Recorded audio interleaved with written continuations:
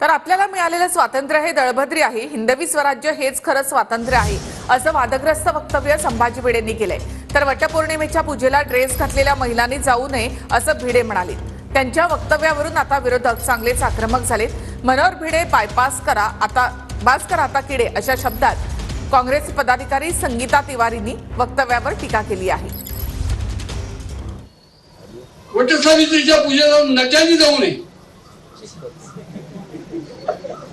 आणि dress material घातलेल्या बायकांनी जाऊ नये.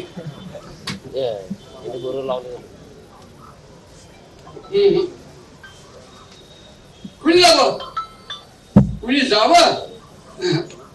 मनोहर भिडे बास करा आता किडे. लाज वाटत नाही या माणसाला. नेहमी महिलांवर टीका करत असतो, नेहमी मुलींवर टीका करत असतो.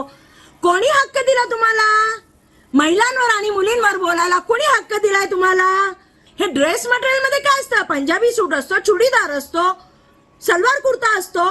तुम्ही काय शिकवता आणि तुम्ही सांगणारे कोण महिलांनी काय घालायचं आणि कसं राहायचं?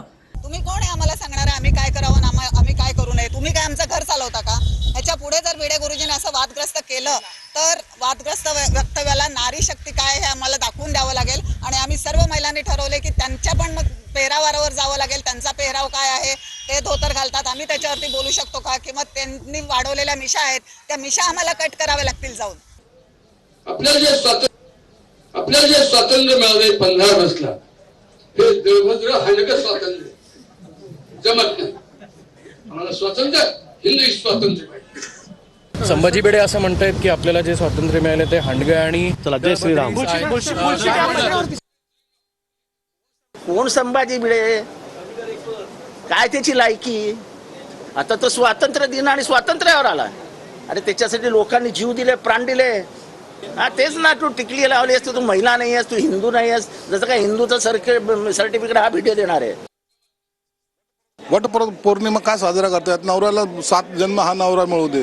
मग जीन्स पॅन्ट घालून जर नवरा शोधत करतात का? तर ते एक संस्कृतीचा भाग असतो आणि संस्कृतीचा तो एक ठेवा आहे, तो जपला पाहिजे असं त्यांचं मत असावं.